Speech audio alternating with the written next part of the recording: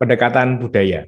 Nah, nilai-nilai inti tadi yang kita tawarkan tadi sebagai dasar analisis kebutuhan, salah satu dasar analisis kebutuhan, itu perlu kita pribumisasikan dalam konteks lokal setempat. Lalu, kita tidak bisa meninggalkan kenyataan bahwa dinamika sekolah kita, kehadiran sekolah kita masing-masing unit itu berpijak dan berakar pada budaya setempat. Karenanya kita tidak bisa meninggalkan ini.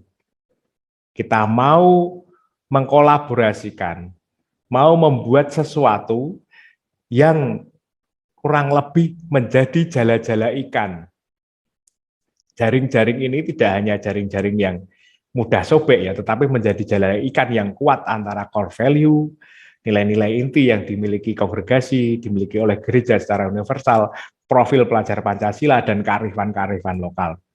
Ini menjadi penguat yang sangat luar biasa untuk menjalin sinergi kita.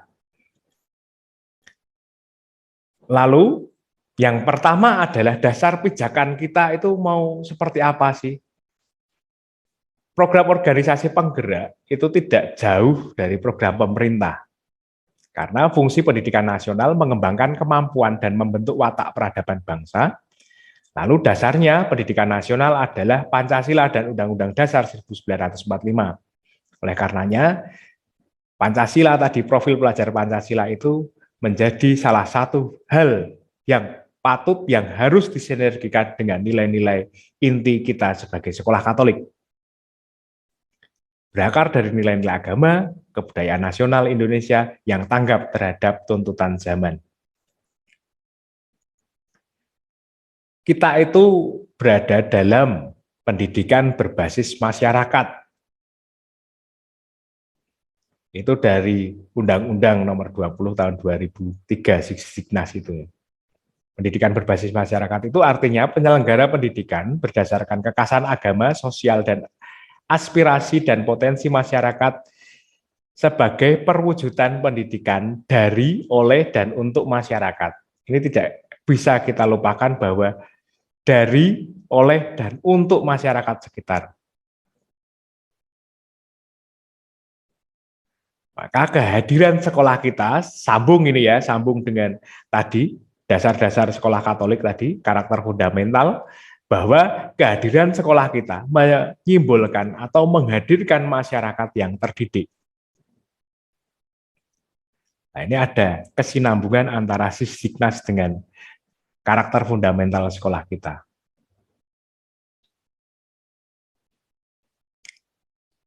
Akan tetapi kekayaan budaya itu belum bisa dikembangkan secara optimal untuk mendukung pembangunan. Masalahnya ada sekat imajiner antara pendidikan, kebudayaan, dan pembangunan nasional. Maka kita diajak untuk berefleksi tentang kehadiran manusia, kehadiran kita sebagai manusia. Kita memiliki kedirian ranah dalam antropologi kebenaran, antropologi sosial, antropologi rekoleksi, dan janji, antropologi kosmos, serta antropologi teologis dalam hubungannya dengan Allah. Ini dalam kerangka kerja kongregasi untuk sekolah-sekolah Katolik itu tadi.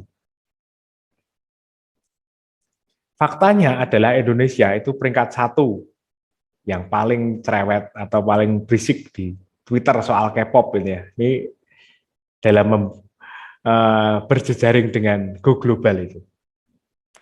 Lalu kita juga fanbase-nya yang bernama Wibu itu menjadikan Indonesia itu peringkat 3 dunia. Apa yang mau saya katakan adalah kita itu semacam saat ini, sampai saat ini masih menjadi konsumen budaya internasional. Kita ditantang untuk mengembalikan lagi, merevitalisasi lagi kehidupan kebudayaan di sekolah-sekolah kita yang berakarkan dari kearifan lokal, bagaimana kita itu menjadi produsen budaya. Pertanyaannya ketika kita bicara, karena gereja menegaskan dimensi manusiawi itu menjadi keunggulan dalam pendidikan sekolah-sekolah Katolik, kita bisa berefleksi bahwa di manakah antropos atau manusia Indonesia dengan falsafah dan kecerdasan lokal mereka, harmonisasi relasi dalam multisosial budaya, penghormatan terhadap alam semesta, serta imanensi untuk memaknai yang transenden. Kita bisa berefleksi bersama. Lalu saya ungkapkan dua potret nyata, ini kemarin juga sudah saya ungkapkan di kepala sekolah bahwa dinamika kita itu tidak bisa disamaratakan antara masing-masing tempat. Dengan satu tempat ke tempat yang lain itu pasti mempunyai karakteristik dan perbedaan. Tidak bisa semuanya itu disatukan, disamaratakan. Lalu satu, SD PL Timotius Surakarta membuat film pendek berdurasi kurang lebih 12 menit untuk menggambarkan nilai gotong royong memberantas virus corona. Filmnya bagus, ya. Ada after effect dan menggandeng para yang suka foto-foto pakai baju-baju Jepang itu loh, kartun-kartun itu. Dan pewayangan, ini tokoh-tokoh anime ini digabungkan menjadi karakter bersama tokoh wayang Gatot Kaca, lalu masuk untuk pembelajaran itu soal gotong royong, ya. Soal gotong royong memberantas virus corona, lalu harus menanamkan prinsip nilai-nilai jaga jarak, pakai masker, lalu di rumah saja, begitu seperti itu, kurang lebih seperti itu. Lalu pembelajaran ini masuk dalam dimensi antropologi kontekstual, membangkitkan lagi kecintaan anak pada game, pada cosplay, ya, itu menggandeng orang-orang yang cosplay, saya ingat lagi istilahnya, cosplayer itu untuk main film bareng.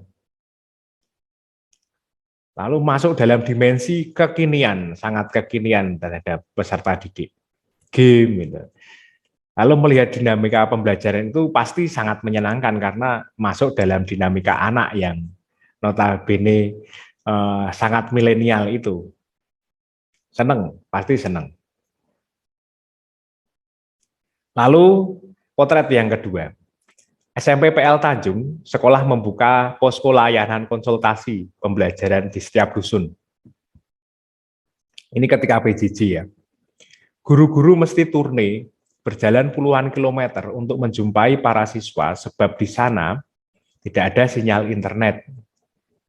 Ada 13 stasi atau posko yang dilawati para guru seminggu sekali dengan metode belajar kelompok. Ketika kecamatan Jelai Hulu terterjang banjir, guru-guru rela berenang bersama bahan ajarnya yang coba mereka selamatkan dengan plastik resek. Sudah dalam perjuangan titik nadir demikian, sampai di tempat anak-anak mereka hilang lantaran bekerja di ladang bersama orang tua. Para guru pun harus mencari dan menyelamatkan pendidikan mereka. Ini potret nyata yang tidak bisa kita pungkiri, bahwa pendidikan di sekolah-sekolah kita, sekolah-sekolah misi yang mungkin ada yang ada di kota, yang ada di pedalaman, yang ada di pedesaan, yang ada di pinggiran, itu mempunyai dinamika sendiri-sendiri. Tidak bisa kita samaratakan. Kalau disamaratakan, bukan hanya learning loss, ya, tetapi bisa educating loss. Yang hilang bukan hanya pembelajaran, tetapi pendidikannya yang hilang. Lalu kita diajak untuk merefleksikan secara kritis dan afektif, ya, kritis soal pikiran, lalu dan afektif rasa perasaan, rasa kerasulan sekolah berdasarkan keunggulan potensi lokal di masing-masing sekolah. Kenapa kita perlu? Karena di dalam tanah kita itu ada harta karun. Seperti ceritanya Paulo Coelho dalam novel Alkemis, ini ketika SMA itu saya baca. Novel ini salah satu novel yang berpengaruh terhadap hidup saya. Mengisahkan perjalanan seorang anak bernama Santiago mencari harta karun di piramida-piramida Mesir. Ia berjalan dari Spanyol untuk menggapai mimpinya itu. Selesai perjalanan panjang, ia frustasi sebab tidak dijumpai olehnya barang-barang yang berharga itu. Akan tetapi dinamika perjumpaan bersama orang-orang Gipsi yang ia jumpai justru menguatkan pribadinya. Sampai akhirnya ia memutuskan pulang. Ternyata setelah menjalani retret agung itu, di dekat rumahnya ia menggali tanah dan mendapatkan emas, batu mulia, topeng-topeng, serta barang-barang berharga lainnya. Begitulah cara Tuhan yang aneh menunjukkan harta karun kepadanya. Bukalah matamu di tempat yang membuatmu menitikkan air mata. Disitulah aku berada, dan di situ pula hartamu berada, kata sang alkemis. Jadi harta kita, harta terpendam kita itu tidak jauh di sekitar kita. Mengapa kita perlu menggali potensi-potensi keunggulan sekolah-sekolah kita? Karena setiap sekolah itu unggul.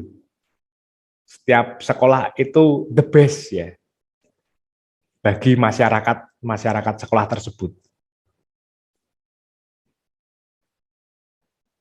Karena itu kita diajak untuk mendorong diri kita agar pola pikiran, pola rasa, dan pola tindakan kita itu serasi seiring dengan nilai-nilai, baik itu nilai-nilai gerejani, nilai-nilai kongregasi, maupun nilai-nilai budaya lokal setempat. Budaya itu ini bisa kita baca sendiri, budi ya, nanti akan membentuk kata akal budi ini dari sini. Lalu dari kultur, atau dari bahasa Latin kolere artinya mengolah, mengerjakan tanah, menyuburkan dan mengembangkan tanah. Berarti ketika kita merefleksikan budaya dengan cara pandang yang lebih luas, sebenarnya budaya itu merujuk pada upaya manusia untuk bertahan hidup di tanah mereka masing-masing. Kita bisa belajar bagaimana saudara-saudara kita yang ada di Manado, yang ada di Makassar itu lebih mudah untuk belajar berenang daripada saudara-saudara kita yang ada di pegunungan. Di pesisir itu lebih lebih tanggap, tidak basa-basi, langsung tes gitu. Tetapi yang ada di pinggir atau yang di desa itu maaf agak sedikit malu-malu, rendah hati yang luar biasa. Inilah yang perlu kita pelajari. Nah, Badan Statistik Nasional ngomong bahwa kita itu ada saat ini pada bulan Maret 2021 itu masih ada 27 juta orang yang berkekurangan atau masyarakat miskin. Berarti dengan data ini kita ada dalam masalah di mana 27,5 jiwa ini, 27,54 juta jiwa ini itu kurang memiliki kemampuan kultural untuk mengolah dan mewujudkan kesejahteraan untuk dirinya. Kurang mampuan kultural ini bisa jadi karena sistem. Ya, bukan karena salah orangnya, tetapi mungkin salah sistemnya. Karena melegalkan penindasan-penindasan tertentu. Atau mungkin juga mentalitas diri yang malas, yang seperti apa. Gitu. Itu perlu kita gali, kita kritisi dengan data ini. Lalu karenanya, sungguh pentinglah bila sekolah-sekolah memiliki peta geografi, etnologi, sejarah, serta identitas. Dinamika sekolah kita itu ada yang sekolah dengan karakteristik satu suku, ada yang multi budaya, multi agama. Itu bagaimana? Kita perlu memetakan ini.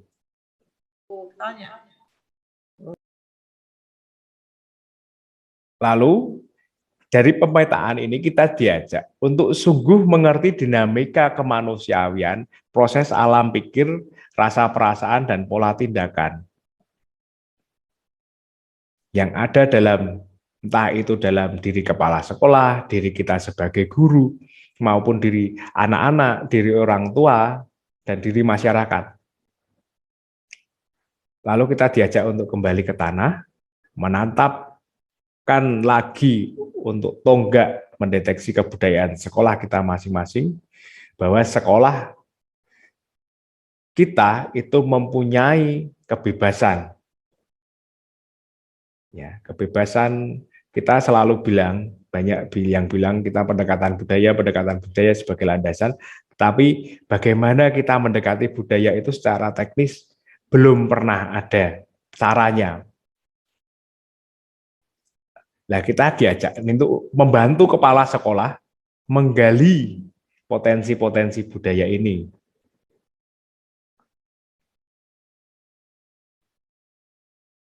Ya, kita kan sudah mendengar think globally, think locally and globally. Jadi kita berpikir secara lokal dan bertindak secara global. Ini falsafah untuk profil pelajar Pancasila yang berkebinekaan global. Salah satu nilainya kebinekaan global. Maka tantangan global maupun lokal ditengarai oleh peran nasional. Ada tengah-tengah ya. Dimensi antara ini peran nasional itu sungguh penting, di mana pemerintah bekerja sama dengan berbagai macam pihak guna menuntaskan persoalan masyarakat lokal. Kita sadari bahwa pembangunan atau pemerataan kesejahteraan itu di masyarakat Indonesia terutama itu kurang. Bagaimana kita juga bekerja sama dengan pemerintah dalam program organisasi penggerak ini mengupayakan potensi-potensi lokal untuk berdinamika, berani berdinamika, percaya diri di kancah lokal dulu, regional, lalu masuk ke ranah nasional, siapa tahu bisa sampai global. Nah, kita sadari bahwa di lokalitas itulah sekolah-sekolah kita menancapkan batu pondasi untuk hidup sampai sekarang.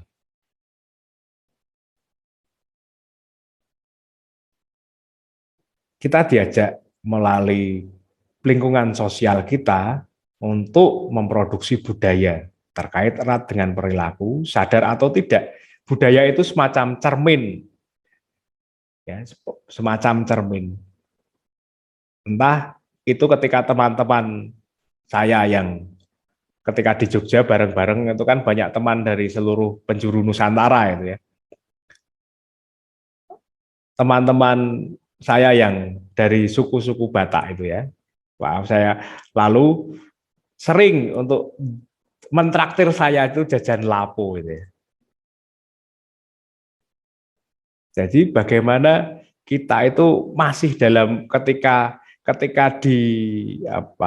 ketika pindah, ketika bertransmigrasi, migrasi atau apapun itu masih membawa kultur-kultur budaya kita, budaya setempat kita.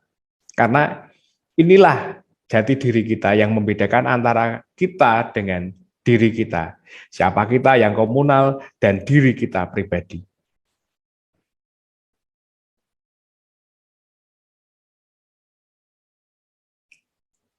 Saya bacakan saja ini karena ini dokumen gereja. Sekolah-sekolah Katolik mengemban misi melakukan penerusan pesan atau transmisi budaya yang kritis dan sistematis dalam terang iman. Harapannya terjalin integrasi budaya dengan iman yang hidup dalam masyarakat sehingga melahirkan kekuatan kebijaksanaan Kristiani. Cara pandang ini mesti disadari bahwa tidak hanya berasal dari kelas-kelas pelajaran agama, melainkan seluruh peluang pendidikan. Sekolah-sekolah Katolik hadir dalam semangat keterbukaan. Kita ialah pewarta kabar gembira dengan mempribumikan iman, mengajarkan toleransi serta sikap menghargai, serta memupuk pengertian antar umat beragama. Sekolah Katolik merambah kesetaraan gender, merangkuh para minoritas, rakyat miskin, dan terbelakang. Pendidikan Katolik harus memperjelas lagi bahwa kehadirannya diarahkan bagi kemajuan manusiawi dengan menyediakan unsur-unsur formal pendidikan bagi pembinaan manusiawi yang berdasarkan pada nilai-nilai Kristiani. Jadi ketika kita bicara soal need analisis, itu kita tidak bisa meninggalkan sebagai sekolah-sekolah Katolik, tidak bisa meninggalkan misi pewartaan kabar gembira dalam nilai-nilai itu tentunya. Lalu mempribumikan iman itu dalam mana? Dalam budaya. Untuk apa? Untuk mengangkat dimensi-dimensi manusiawi ini. Melalui apa? Melalui unsur-unsur formal pendidikan.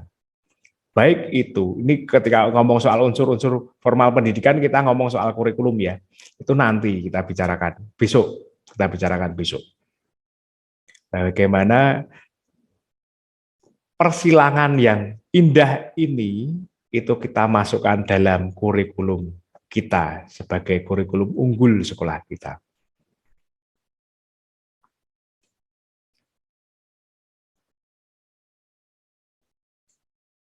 Lalu kita sadar bahwa kita itu hidup ya, hidup dalam dimensi kemajuan industri 4.0 dan sosial 5.0, bahwa mau tidak mau kita berada dalam dimensi ini, tantangan zaman ini, atau kita sebut singkat dengan VUCA. Volatility, uncertainty, complexity, dan ambiguity. Ini soal kegirangan, kesenangan ketika kita melakukan sesuatu itu sangat senang, misalnya nonton sinetron itu tidak mau diganggu-gugat karena di sini ada kegirangan nonton sinetron, atau main game, atau apalah. Dan ini yang ketidakpastian atau kompleks ya, dan kompleks itu pengetahuan yang kita dapatkan itu informasi-informasi itu sangat menjejali kita. Lalu ambiguitas, jadi ya ini ya itu, tidak ini tidak itu. Jadi untuk menentukan prinsip-prinsip hidup, prinsip-prinsip dasar itu sulit. Akan tetapi akar masalahnya bukan di sini sebenarnya, bukan di arus disrupsi digital atau kita tidak bisa mengikuti perkembangan zaman, bukan itu. Tetapi akar masalah yang dipetakan oleh gereja di zaman yang berkembang ini adalah identitas antropologis. Multikulturalisme dan multireligiositas para siswa sekolah Katolik menjadi tanggung jawab pendidikan.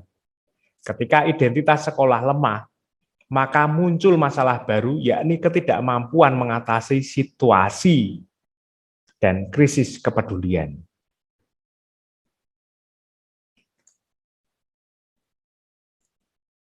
Oleh karena itu, kita diajak bareng-bareng sama kepala sekolah nanti memetakan sebenarnya dalam 7 unsur kebudayaan Koncaraningrat. Kenapa Koncaraningrat? Ya, kenapa Koncaraningrat? Karena Koncaraningrat itu merupakan bapak asli Indonesia ya, asli penelitiannya asli Indonesia, bapak sosiolog antropolog Indonesia, lalu sudah memetakan sebenarnya dimensi 7 ini ada dalam setiap kebudayaan, termasuk budaya sekolah kita.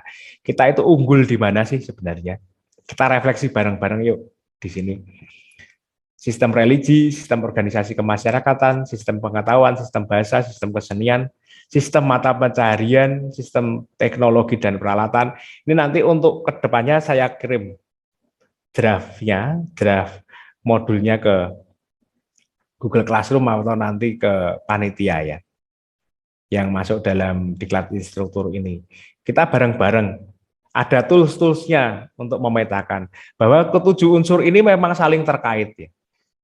Ini yang pertama dan ketujuh itu saling terkait. Tetapi dalam budaya, dalam sistem kebudayaan ini, masing-masing itu bisa berbeda-beda antara sekolah A dan sekolah B, antara kampung A dan kampung B, karena masing-masing budaya itu mempunyai yang dinamakan culture interest atau ketertarikan budaya. Itu yang pertama masalahnya, ada ketertarikan budaya ini yang menggerakkan di mana masing-masing masyarakat itu mempunyai, misalnya di daerah-daerah tertentu kuat di seninya, kuat di teknologi dan peralatannya, atau kuat di religi dan keagamaannya. Selain ini, cultural interest ini juga ada hasil dari belajar masyarakat yang dominan. Kan hasil belajar itu kan dari adaptasi, dari proses bertahan hidup, lalu mulai mempelajari nilai-nilai, ada sosialisasi bareng-bareng, lalu ada penyerbukan, akulturasi, sampai proses budaya.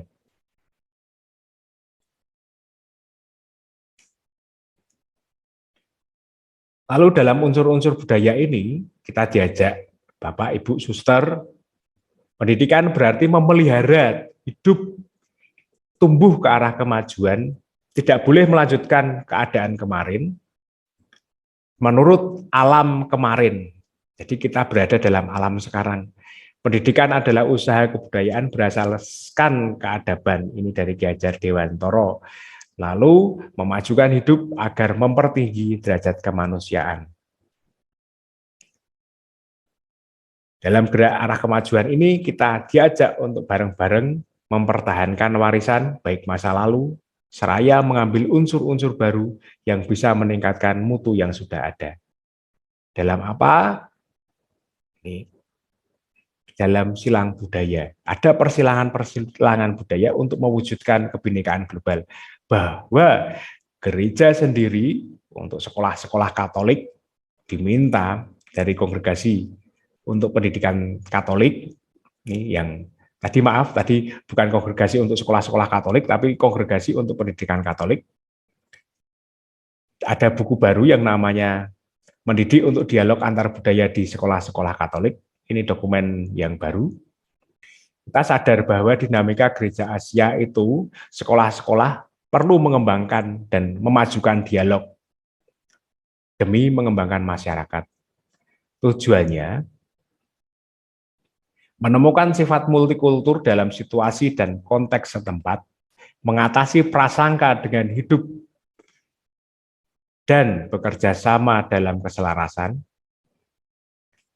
mendidik diri sendiri melalui orang lain, menuju visi global dan makna kewarganegaraan. Ini makna kewarganegaraan tadi yang saya ungkapkan dengan dimensi nasional tadi. Menciptakan suasana saling pengertian antar individu dan masyarakat tanpa kehilangan identitas lokal. Bagaimana itu ditempuh? Ada jalin-jalin ini kita mempelajari, mendeteksi budaya-budaya lokal, memetakan lagi etnografi, geografi sekolah, lalu orang-orangnya seperti apa. Ini kita masuk dalam budaya lokal, mempelajari ini dalam konteks nasionalisme, dalam silang budaya dengan budaya-budaya lain di sekitar Indonesia kita, nasionalisme juga, lalu ada budaya manca globalisasi. Dari sini kita lebih percaya diri untuk masuk dalam yang dikatakan sebagai berkebinekaan global.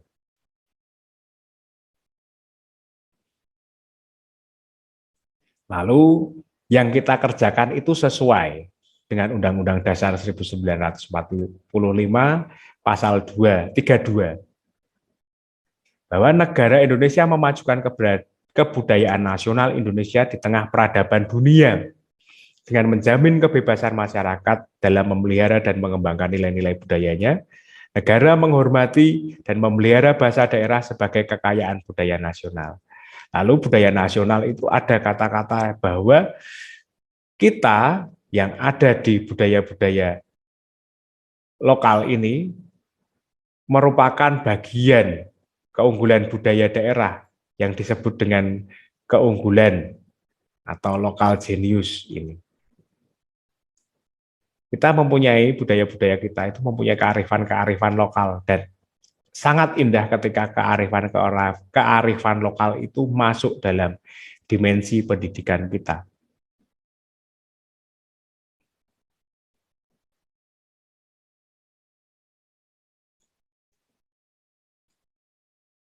Lalu kita diajak ngomong ini soal ngomong globalisasi tadi, kita bicara bagian silang budaya atau hibridasi. Kita berada dalam persilangan keluarga manusia dalam perjalanan sejarah kondisi lingkungan dan masyarakat. Ini sesuai dengan range setelah Kemendikbud soal profil pelajar Pancasila, mempertahankan nilai budaya luhur lokalitas dan identitasnya, berpikiran terbuka dalam berinteraksi dengan budaya lain, menumbuhkan rasa saling menghargai dan kemungkinan terbentuknya budaya baru yang positif dan tidak bertentangan dengan budaya luhur bangsa. Lalu sebagai sekolah-sekolah Katolik, kita diajak untuk memberi tempat utama pada pengetahuan tentang berbagai budaya untuk menolong para siswa menjumpai dan membandingkan banyak sudut pandang dari budaya-budaya yang berbeda. Karenanya, kurikulum harus membantu para siswa merefleksikan masalah-masalah besar zaman kita guna makin memanusiawikan manusia. Ini sesuai dengan negara dan sesuai dengan gereja kita sebagai identitas sekolah Katolik yang berada dalam kurikulum-kurikulum nasional. Oke, sebagai penutup, bahwa kita disadarkan bahwa sekolah-sekolah Katolik memang sedang ditantang untuk mengembangkan kurikulum yang memuat pengalaman praktis untuk berbagi dan mengemban tanggung jawab. Pelajaran yang disampaikan perlu mendengarkan pengalaman hidup, sehingga pengetahuan pun menjadi bagian dari pengalaman konkret. Pelajaran bertujuan untuk membantu para siswa memahami kenyataan di mana mereka tinggal dan wajib mengembangkan dialog pertukaran budaya dan spiritual. Terima kasih, Buder, Suster, Bapak, Ibu, dan saudara-saudari sekalian. Waktu dan tempat saya kembalikan kepada pembawa acara Mas Iwang. Terima kasih.